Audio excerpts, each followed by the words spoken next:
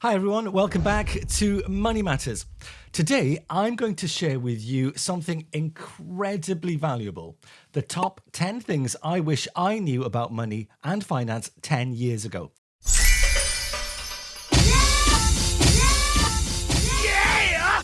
Trust me, if I'd have known these things back then, my financial journey would have been a lot smoother. So I've made this video so that yours can be.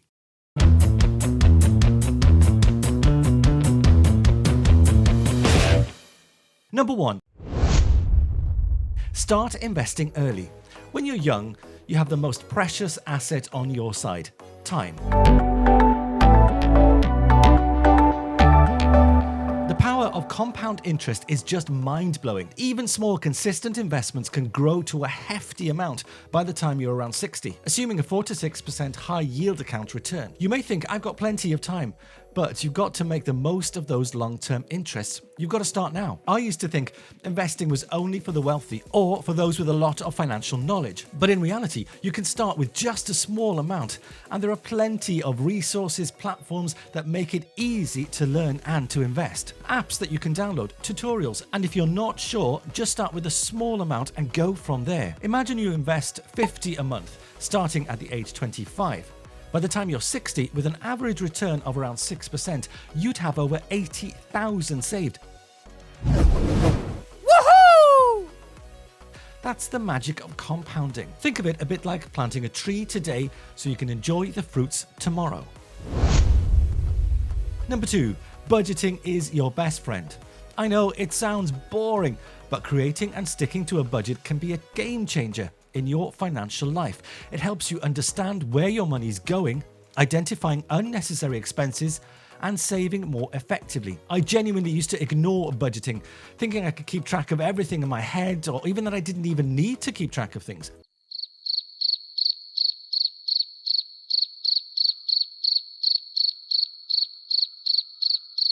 Big mistake. By not budgeting, I missed out on identifying areas where I could save and, in return, invest more. So here's a quick tip for you. Categorize your expenses into needs, wants, and savings. This way, you can clearly see where to cut back if necessary. Tracking your spending for a month can be eye-opening. Did you really need to spend that much on a takeout coffee? Once you've done the categorizing, you can start to build a picture. And if you want to know more, there's videos being uploaded on the channel on these subjects. Number 3.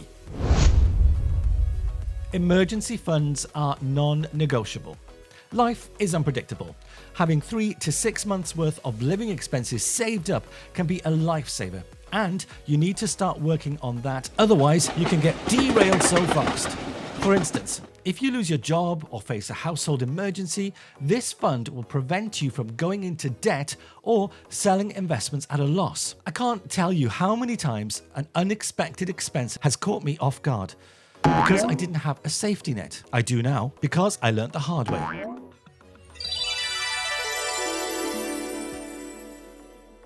It's not just about the money though, it's about peace of mind.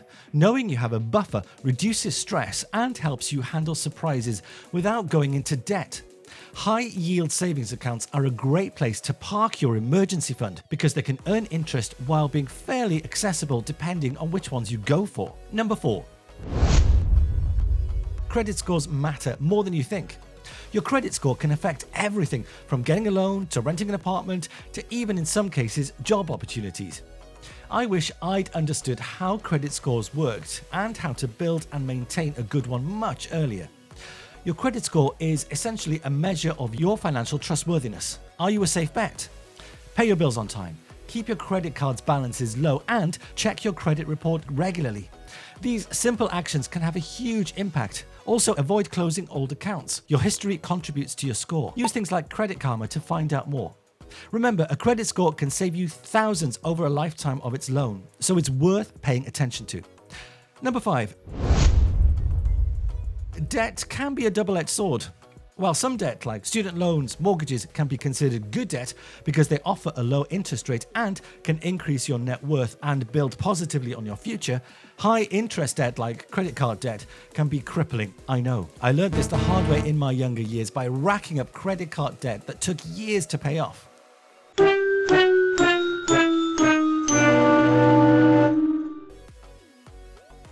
If you have high interest debt, focus on paying it off as quickly as possible.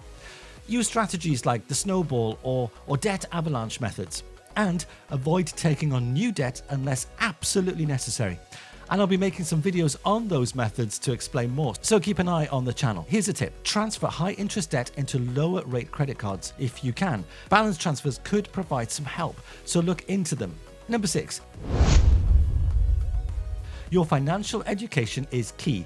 The more you know, the better decisions you can make. I used to shy away from financial topics because they seemed too complex. But once I started learning, I realized it's not as intimidating as you may think. There are countless books, blogs, podcasts, courses available, and once you've watched this video, have a look for some on the search bar. Start with the basics and build your knowledge over time. Books like Rich Dad, Poor Dad, The Intelligent Investor, and Your Money or Your Life, they're a great starting point. Number 7 is the power of multiple income streams. Relying on a single income source is risky, and even more so these days. Having multiple income possibilities not only provides financial security, but also accelerates your wealth building process. For example, you might have a full-time job and a part-time freelancing job, and investments that generate passive income. Think about ways to diverse your income. It could be a side hustle gig, investments, or passive incomes like rental properties, holiday lets, or dividends. Things like Etsy, Fiverr, Airbnb can help you get started with side hustles with no upfront costs, so they may be of use to you. Number 8. Live below your means. Now, this may sound simple, but it's incredibly powerful. Just because you can afford something doesn't mean you should buy it. Living below your means allows you to save more, invest more, and reduce financial stress. For instance, driving a slightly used car instead of a brand new one, or cooking at home instead of dining out occasionally, can save you significant amounts of money over time. It's not about depriving yourself, it's about making smart choices and prioritizing long-term goals over short-term desires, and getting that balance right for you. Practicing frugality can help build wealth faster and give you financial freedom. It's like a marathon, not a sprint. Slow and steady wins the race. And if you want to know more about being frugal, I just so happen to have a video on that very thing. Shameless plug. Number 9. Plan for your retirement early. It's never too early to start thinking about retirement. The earlier you start, the more comfortable your retirement will be. Hey, wise up. I used to think I had plenty of time to worry about retirement. Now I know that starting early is crucial. Do it now or you'll be cramming it in your 50s. No! God, please, no! No! Take advantage of employer-sponsored retirement plans. Don't opt out, especially if your employer is offering matched contributions. That's free money. And if that's not enough, start saving in private pension plans or high-yield locked-in accounts for a number of years. Consistent contributions can grow significantly over time. Remember we talked about compound interest earlier?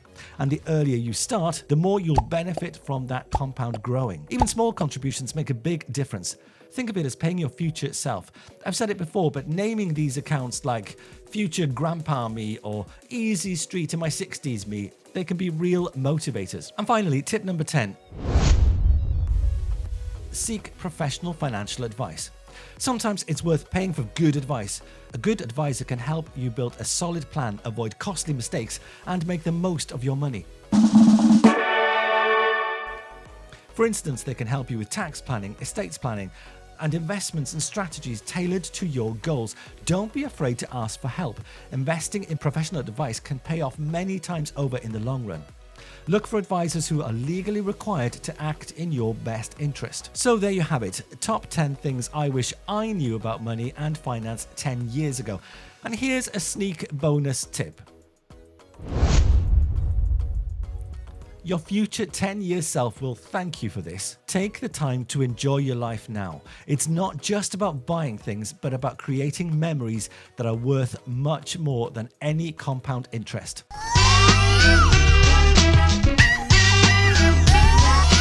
If you start implementing these tips today, your future self will thank you. I promise. Thanks for watching, and don't forget to like, subscribe, and hit that notification bell for more financial insights. And if any of this was useful, please leave a comment below. See you next time.